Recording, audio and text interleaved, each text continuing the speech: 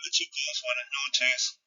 Continuamos con la unidad número 2. Seguimos viendo las propiedades del texto. Nosotros ya hemos abordado la coherencia como propiedad fundamental del texto escrito y ahora avanzamos con la cohesión.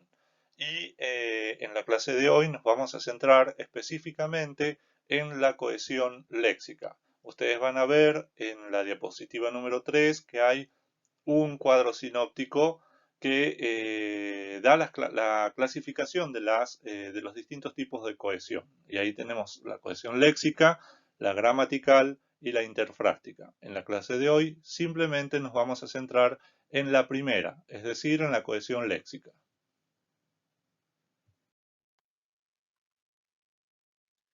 Bien, y estamos ahora en la diapositiva número 2, en donde ustedes pueden observar que hay una definición de lo que es cohesión textual.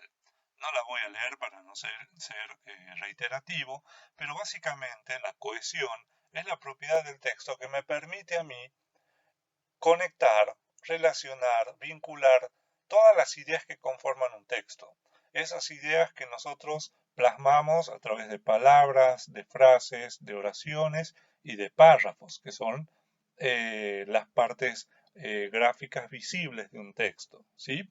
Entonces yo, a partir de la cohesión como propiedad del texto, puedo vincular o puedo establecer una relación entre las distintas frases, palabras, oraciones o párrafos que conforman un texto, ¿sí? Eso le va a ir dando coherencia al texto. Y fíjense cómo vuelve a salir la palabra coherencia. ¿Por qué? Porque cohesión y coherencia van de la mano. Si yo leo un texto global, leo un texto completo y logro entenderlo, eso quiere decir que el texto, además de ser coherente, porque a nivel global yo lo entiendo, también tiene cohesión, es decir, también tiene sentido, también tiene organización y estructura a partir de los párrafos, de las oraciones y de las frases que lo conforman, ¿sí? Entonces, eso es la cohesión textual, básicamente la propiedad que me permite a mí entablar o conectar las distintas partes que conforman el texto. Y si hablábamos de que la coherencia se da a través de la estructura semántica del texto, es decir, lo semántico tiene que ver con el significado del todo del texto, la cohesión se da a nivel sintáctico, ¿sí? ¿Esto qué quiere decir? Que se refiere a una serie de recursos que, como les decía, ya lo vamos a ir conociendo a medida que avancemos en la clase de hoy, una serie de recursos que me permiten a mí entablar esa conexión o esa organización entre las distintas oraciones o frases para la construcción de un texto. Y una vez que yo logro establecer ese vínculo, esa articulación de las distintas unidades que forman un texto, cuando hablábamos de unidades, hablo, como les decía, de palabras, de frases, de oraciones y hasta de párrafos, yo voy organizando las ideas de manera que voy desarrollando un tema y de esa manera voy logrando la coherencia global y dándole sentido al texto, ¿sí? Entonces fíjense que podemos decir, como dicen algunos autores, que la cohesión es una coherencia local, mientras que la coherencia, propiamente dicha, es una coherencia global. Es decir, la coherencia es el todo del texto. Es, si yo leo el texto y me hago la pregunta, ¿qué acabo de leer? ¿O de qué se trata esto que acabo de leer? Yo voy a poder responder esa pregunta. Entonces, en ese momento yo ya tengo el texto comprendido, entendido, porque le he dado un sentido y un significado a ese texto, ¿sí?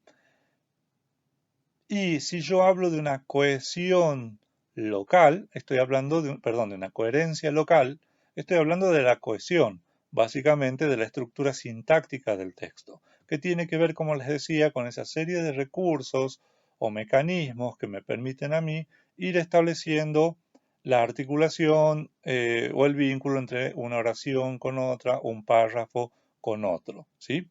Voy a ir conectando, voy a ir articulando y voy a ir relacionando unas ideas con otras. De esa manera voy a darle un sentido global y coherencia al texto que estoy leyendo, ¿sí?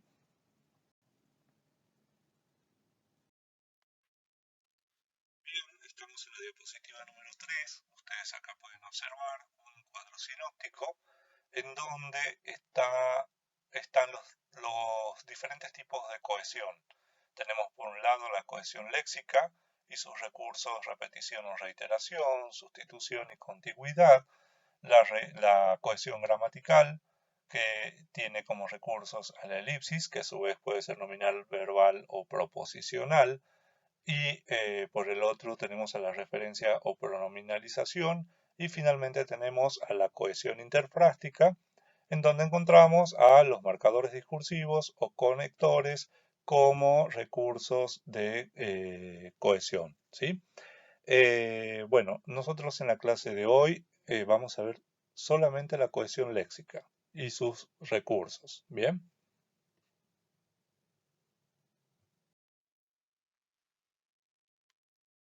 Bien, estamos ya en la diapositiva número 4. Ustedes pueden observar que nos vamos a centrar en la cohesión léxica.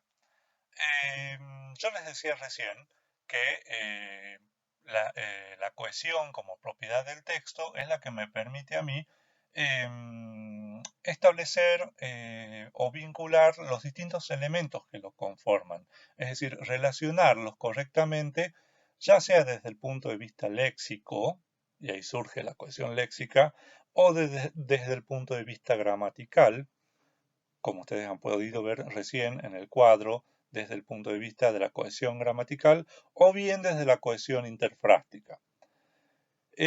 Cuando hablamos de cohesión léxica, nos referimos básicamente a las palabras, al léxico y a sus significados, por supuesto, ¿sí? Mientras que cuando hablamos de la cohesión gramatical, y no los quiero marear, no vamos a ahondar demasiado en esto, estamos refiriéndonos ya a los recursos que se dan a nivel sintáctico, ¿sí? Es decir, que abarcan un poco más que una palabra y su significado, sino un significado un poco más amplio que tiene que ver con el significado de un párrafo, de una frase o de una oración, ¿sí? Entonces, cuando hablamos de cohesión léxica, estamos atendiendo o estamos haciendo referencia solamente a las palabras y a sus significados. Y sobre eso nos vamos a centrar en las próximas o subsiguientes diapositivas.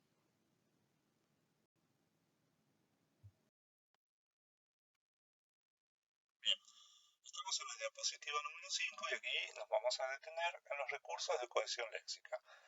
Nosotros ya hemos visto en el cuadro anterior, en el cuadro sinóptico, que hay tres tipos de recursos de cohesión léxica: la repetición, la sustitución y la contigüidad o colocación. Algunos autores también le llaman campo semántico.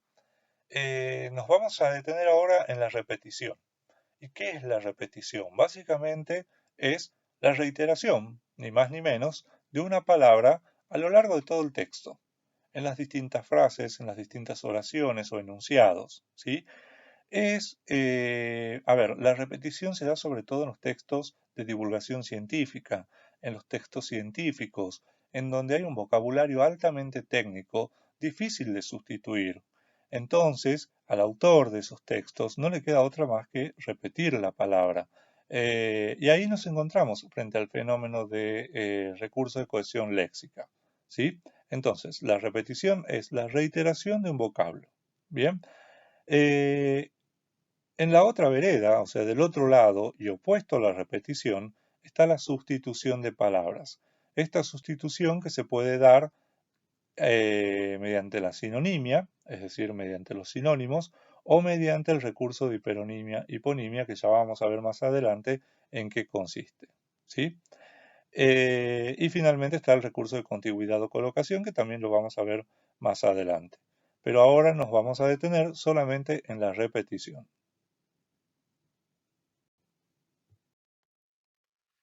Bien, estamos en la diapositiva les traigo un ejemplo de cohesión léxica por repetición. Este es un fragmento de un texto de las ecuaciones de campo de gravitación de Albert Einstein, lo habrán escuchado nombrar, quien habla básicamente de la teoría de la relatividad, ¿verdad? Y si ustedes pueden observar, una vez que lean el texto, este fragmento, van a ver que hay una palabra que se repite permanentemente, que es relatividad. Bien, bueno, eso es el recurso de cohesión léxica por repetición. La palabra relatividad reiterada una y otra vez a lo largo del texto. ¿Por qué se repite? Bueno, básicamente porque no hay un sustituto por sinonimia, por ejemplo, para la palabra relatividad, ¿sí? Entonces, no queda otro más que el recurso de cohesión léxica por repetición. Entonces, de esa forma es que se produce este mecanismo o este procedimiento de repetición como cohesión léxica, ¿sí? Además, la repetición nos sirve mucho a nosotros para lograr identificar la idea central o el tema central del texto, ¿sí?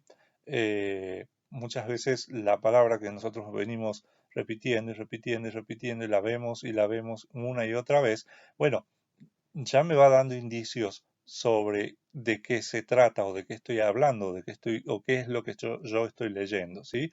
Fíjense que si ustedes leen este fragmento, bueno, la palabra relatividad ya les dice mucho acá. Entonces, fíjense de importante que por ahí es la repetición en este tipo de textos que son los textos científicos o de divulgación científica.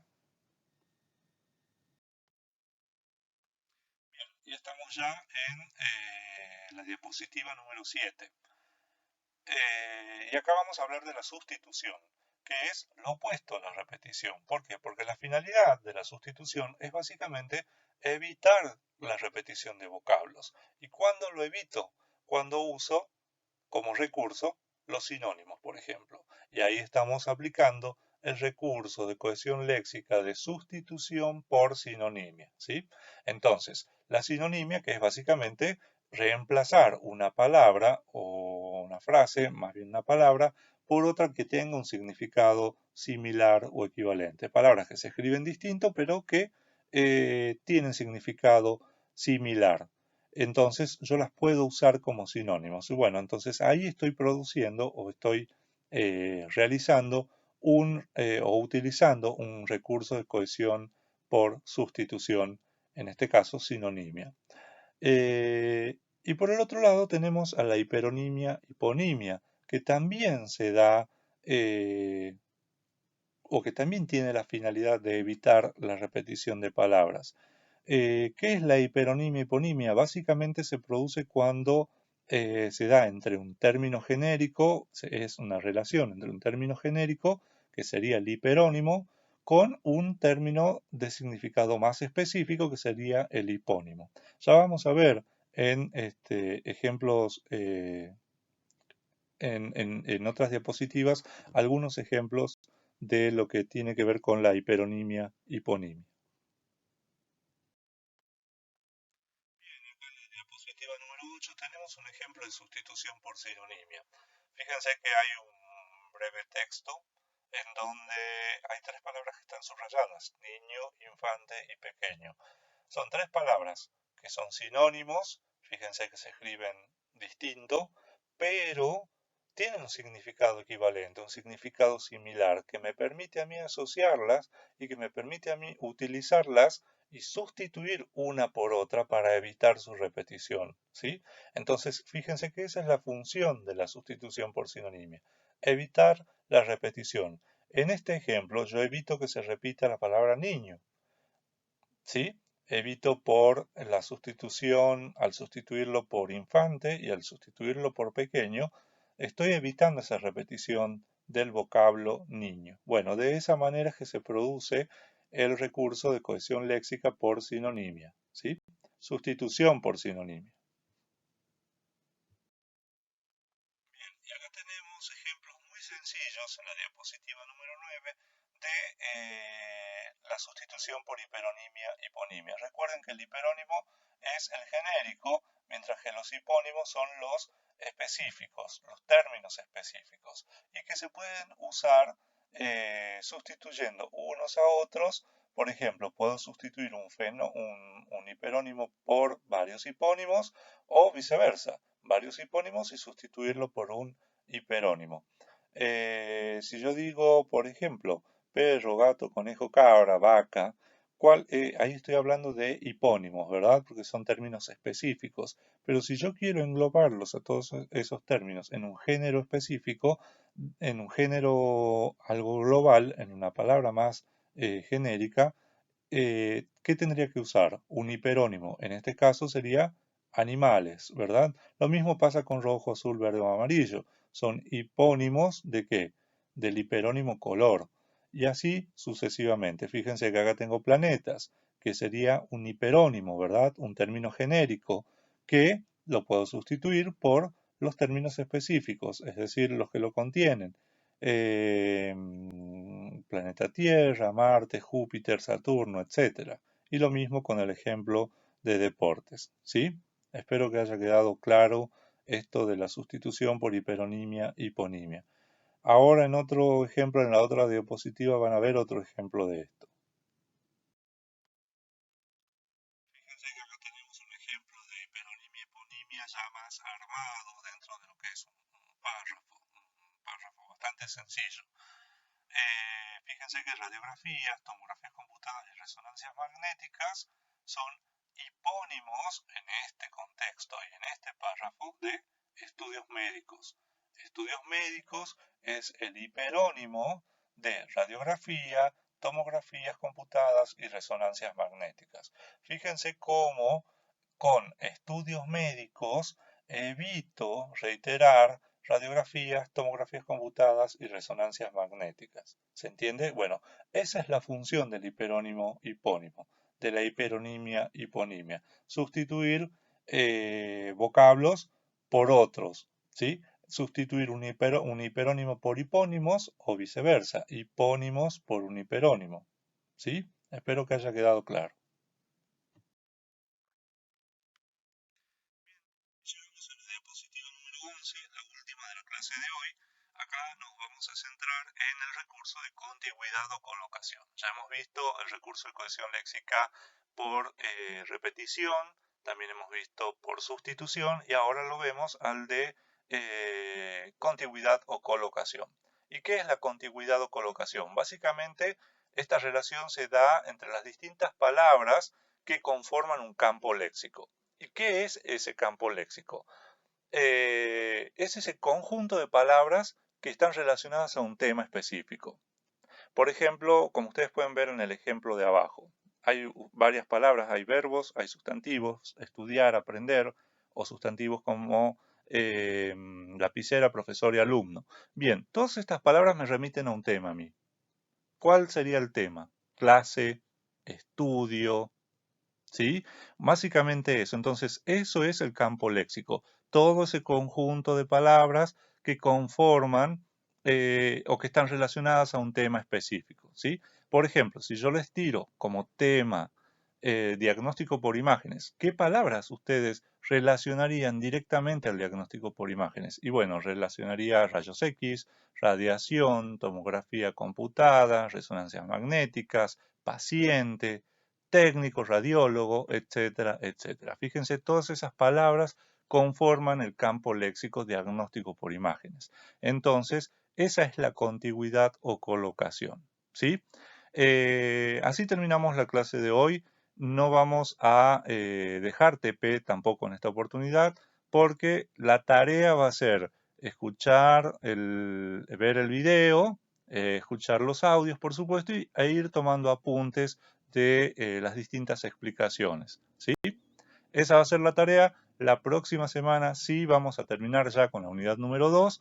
Vamos a ver los recursos de cohesión gramatical y los recursos de cohesión interfrástica y ahí sí van a tener un TP de la unidad completa, ¿sí? Que tengan buena semana, chicos.